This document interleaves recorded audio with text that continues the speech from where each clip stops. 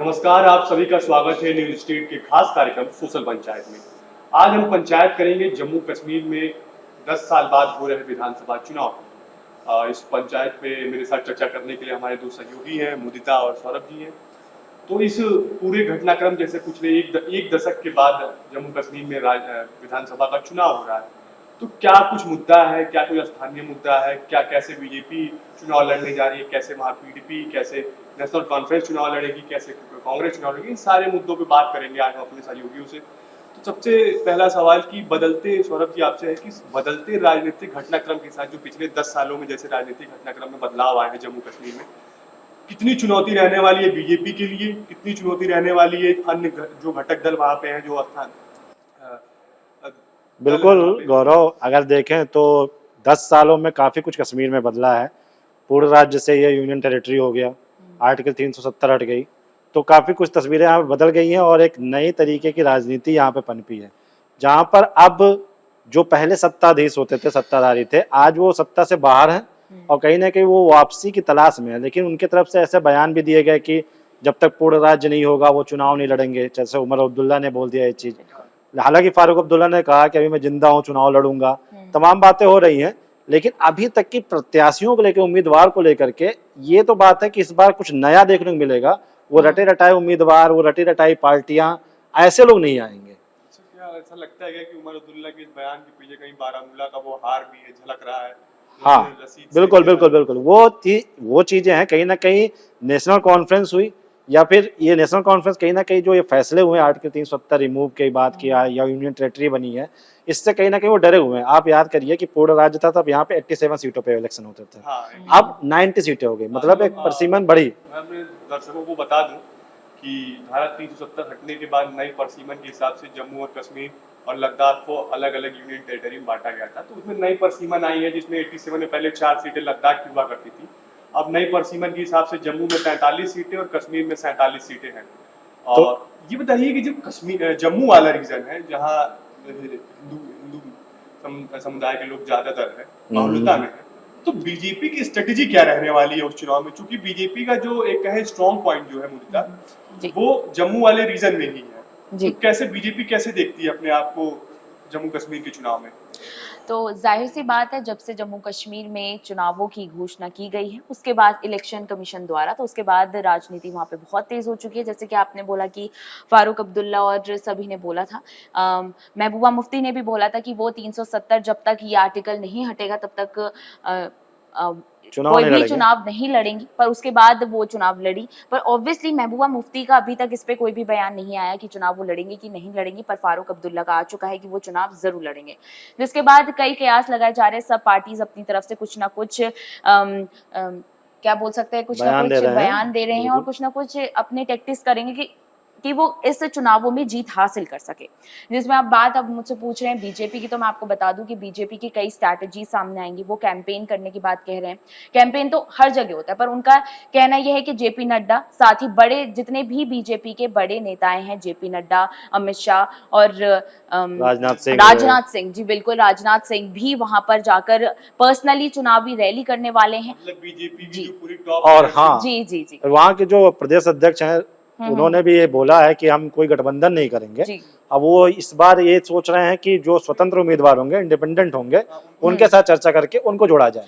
और इस बार बदल भी तो गई है जम्मू कश्मीर में। आप देखिए कि जिस हिसाब से 2014 के बाद जब 25 सीटें बीजेपी के पास थी, 28 सीटें पीडीपी के पास थी, 12 सीटें कांग्रेस के पास थी और एनसी के पास, नेशनल कॉन्फ्रेंस के पास जब 15 सीटें थी, तो उस समय गठबंधन की सरकार बनी थी। फिर जून 2018 में गठबंधन वापस मतभेद, आपसी मतभेद की वजह से फिर धीरे धीरे वो 370 हटाने की बिसात बिछाई गई, कैसे उस पे काम शुरू हुआ। फिर 5 अगस्त को जैसे ये तो है, ये देखिए आप, वो गठबंधन जो हुआ था उसको लेकर काफी चर्चाएं हुई, बीजेपी की आलोचना भी हुई इस चीज को कि आप जिनकी खिलाफत करते रहे उनके साथ मिलकर सरकार बना ली और मौके का फायदा उठाकर फिर आपने उनको छोड़ दिया।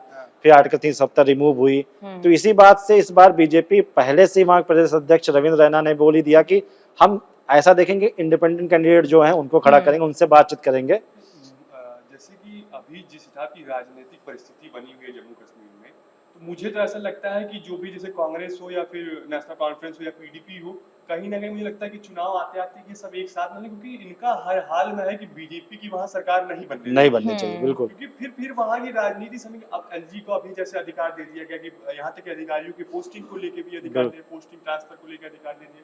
कहीं ना कहीं वो दिल्ली वाली जो स्थिति है वो जम्मू कश्मीर में बनाने की जुगल में है, केंद्र सरकार आप चाहती है एक चीज कंट्रोल और ध्यान दीजिए यहाँ पे कि 2014 के बाद में अगर आप देखें तो गुलाम नबी आजाद जो कि बड़ा फेस है, उनका बीजेपी की तरफ थोड़ा सॉफ्ट रुख बढ़ा है, है। थोड़ा रुझान सॉफ्ट हो रुख है। तो हो सकता है कि गुलाम नबी आजाद बाद में चुनाव के बाद ही गठबंधन की जो बात कर रहे हैं तो वो कहीं ना कहीं बीजेपी के साथ जा सकते हैं और गुलाम नबी आजाद सॉफ्ट कॉर्नर हो सकता है कि परिप्रेक्ष्य बदला है कि कांग्रेस का थोड़ा सा जो चूंकि गुलाम नबी आजाद कश्मीर से बड़े नेता हैं हाँ। तो उनका कहीं ना कहीं प्रभाव दिख सकता है जी। और बीजेपी को इसका फायदा मिल सकता है जो कि अब उनके तरफ उनका झुकाव है, रुझान बढ़ा है।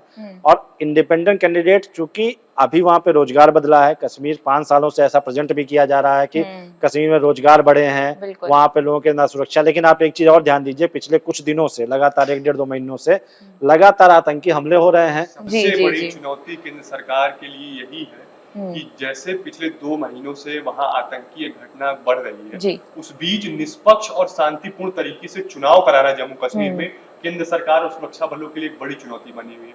हालांकि जब प्रेस कॉन्फ्रेंस कर रहे थे चुनाव राजीव आयोग कुमार। उन्होंने इस बात का जिक्र किया था कि जिस हिसाब से लोकसभा में लंबी लाइनें देखी गई मतदान स्थल के बाहर लोगों का, तो सबसे लोगों में उत्साह तो है मतदान को लेकर, लेकिन आतंकियों का मनसा क्या है, क्योंकि आतंकी फिर एक्टिव हो बिल्कुल। जाएंगे, क्योंकि इस समय जो लोगों का जो भीड़ भाड़ रहेगा, लोग इस समय एक्टिव होंगे, लोग डोर टू डोर प्रत्याशी कैंपेन करेंगे, तो ऐसे चीजें बदलेंगी।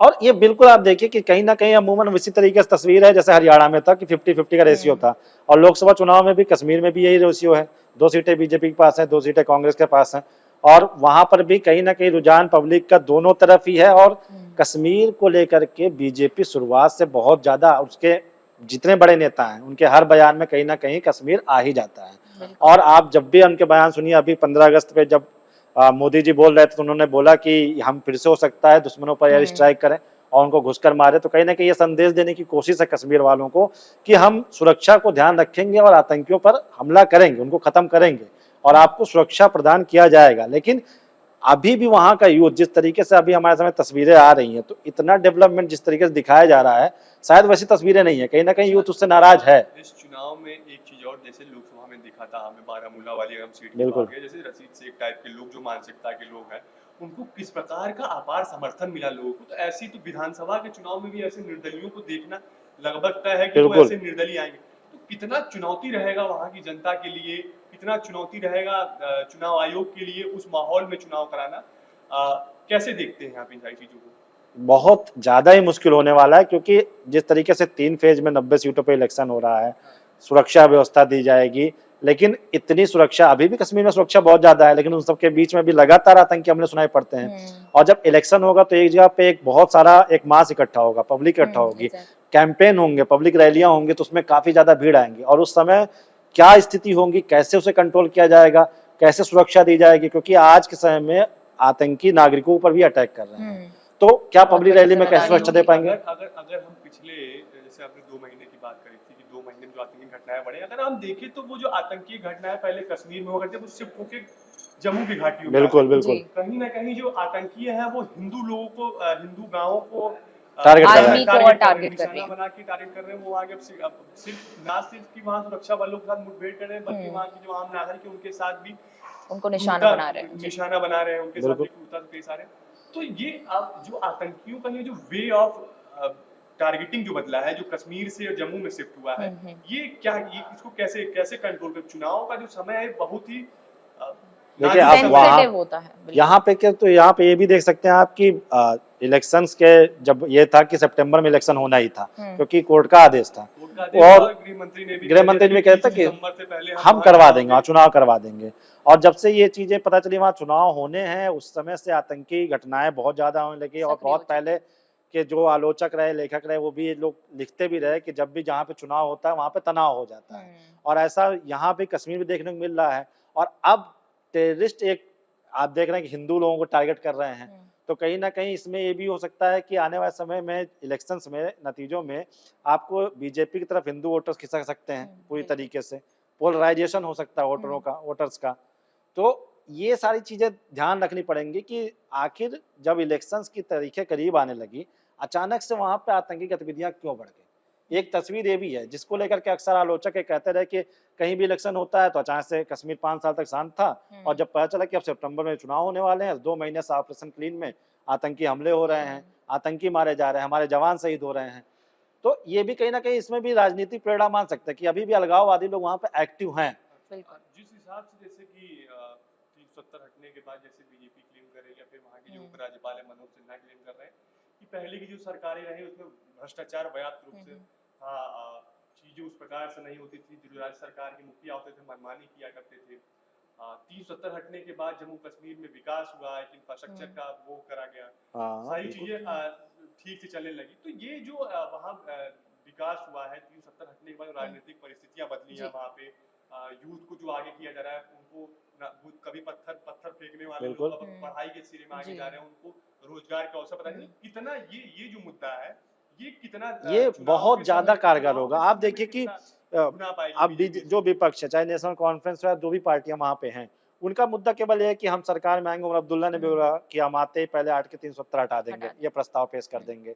उनका मतलब विपक्ष जो है वहां पर, उनका मुद्दा एक ही है, एक ही टाइप का है कि उनको लगता है 370 हटने से शायद कश्मीर का विकास रुक गया। वो विकास पे बात नहीं कर रहे हैं कि डेवलपमेंट करेंगे, नौकरियां कैसे बढ़ेंगी, बदलाव की बात नहीं कर रहे। तो इसका कहीं ना कहीं बीजेपी को फायदा मिल सकता है कि वो बदलाव दिखा रही है कि 370 हटने के बाद डेवलपमेंट हुआ है, पत्थर फेंकने वाले बच्चे आज किताबें लेके पढ़ रहे हैं, वहां से नौकरी करने लोग कर रहे हैं। आज आपको अन्य प्रदेशों में कश्मीर के लोग जाते हुए नजर आते हैं, जो नौकरी दिख जाते हैं आपको, कश्मीर से आके आप वो नौकरी कर रहा है। पहले ऐसी तस्वीरें आम नहीं थी। तो कहीं ना कहीं ये बीजेपी इस बात को एजेंडा बना सकती, मुद्दा उसका सबसे अच्छा मुद्दा यही है।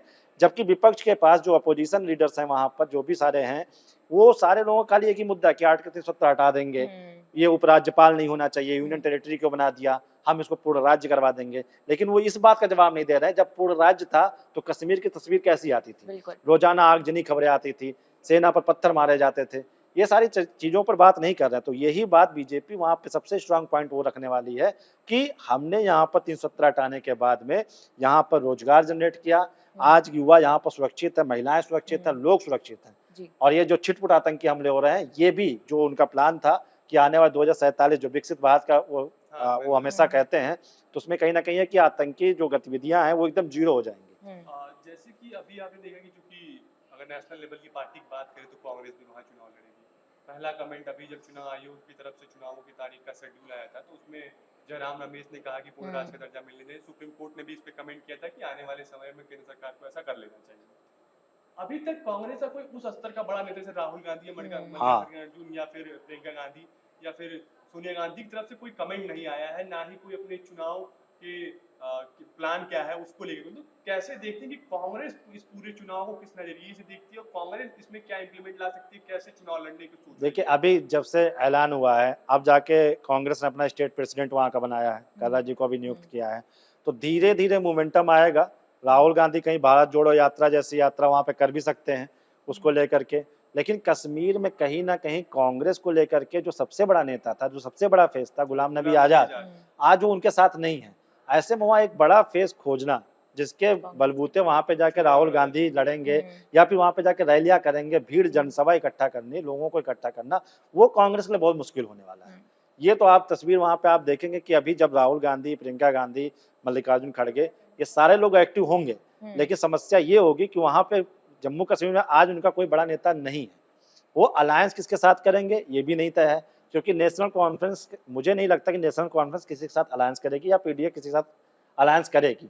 ये अपने में ही अभी इनका तय नहीं हो पा रहा। आज शाम तक की हो सकता है कि इस बात पे भी तय हो जाए उमर अब्दुल्ला मुख्यमंत्री चुनाव लड़ेंगे या नहीं लड़ेंगे, सीएम फेस होंगे या नहीं होंगे। जैसे कि राजनीतिक घटनाक्रम है, जिस हिसाब से जो राजनीतिक पार्टियों के बयान आ रहे हैं, उससे तो एक चीज साफ तौर पे संदेश देखने को मिल रहा है कि हम हर हाल में चाहे किसी के साथ भी गठबंधन करना पड़े, बीजेपी की सरकार। लेकिन सवाल तो ये, गठबंधन करेंगे किसके साथ में? अब गठबंधन के लिए तो 3 ही पार्टियां मुझे दिख रही हैं वहां पे, और उन 3 पार्टियों के नेताओं में है कौन, नेता कौन है? अगर आप देखें तो फारूक अब्दुल्ला, उमर अब्दुल्ला, महबूबा मुफ्ती, उसके अलावा कोई बड़ा फेस ऐसा नहीं है। ये लोग किसी ना किसी नए उम्मीदवार पर ही दांव खेलेंगे, ऐसे प्रत्याशी खड़े जाएंगे। जैसे अभी देखिए कई शिक्षक हैं जो रिटायर्ड शिक्षक हैं, वो भी चुनाव लड़ सकते हैं।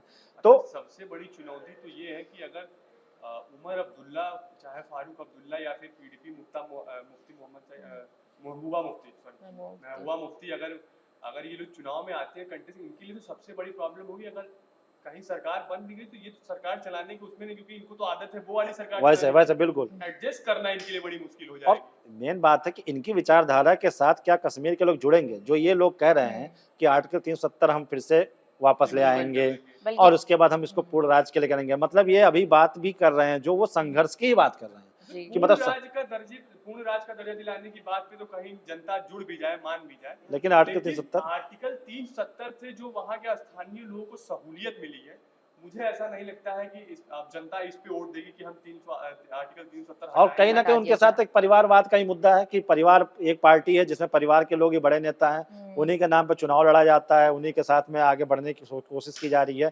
तो कश्मीर के लोग ये बहुत लगातार देख चुके हैं इनकी सरकारों को, उसमें क्या विकास हो रहा था ये पूरे देश और पूरी दुनिया के सामने है कि लोग युवा पत्थर फेंक रहे हैं, वहाँ पे आतंकी हमले अब तो आपको बहुत कम ही सुनाई पड़ते हैं। 5 सालों में शायद मुझे लगता है छिटपुट घटनाएं सुनाई पड़ी हैं, इधर कुछ दिनों से 2-4 घटनाएं आपको ज्यादा सुनाई पड़ती, शायद चुनाव है इसलिए यहाँ पे ऐसी चीजें दिख रही हैं।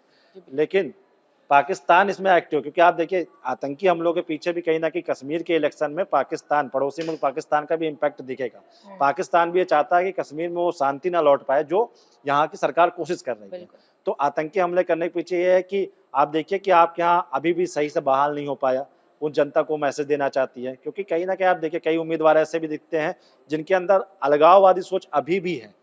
आप बारामूला इलेक्शन की बात कर रहे हैं तो आप देखिए उसमें जब इस सोच के लोग भी अभी सामने आ रहे हैं वहां पे, तो अचानक से 5 सालों में सोच बदल जाए, पत्थर फेंकने वाले अचानक से पढ़ने लगे, ये पॉसिबल नहीं है। लेकिन जो धीरे धीरे जो अब नए युवा हैं, जो नए वोटर्स हैं, जो नए अभी नए वोटर्स 3 करोड़ या 3 लाख के करीब नए वोटर्स होंगे, युवा वोटर्स होंगे, तो ये बहुत होगा। और कश्मीर में इस इलेक्शन में सबसे अच्छी बात है कि महिला और पुरुषों की जो वोटिंग है वो एकदम 50-50% है। तो चलिए देखते हैं कि जम्मू कश्मीर की राजनीतिक घटनाक्रम में कितने बदलाव हुए हैं। और चुनावों के तारीखों का ऐलान हो गया है 18 सितंबर, 25 सितंबर और 1 अक्टूबर, और नतीजों का परिणाम 4 अक्टूबर को आएगा। तो ऐसे ही और भी जम्मू कश्मीर से रिलेटेड खबरों के लिए आप हमसे जुड़े रहें और ऐसे अपडेट आपको मिलते रहेंगे। आपको हमारा ये वीडियो कैसा लगा कमेंट बॉक्स में जरूर बताएं।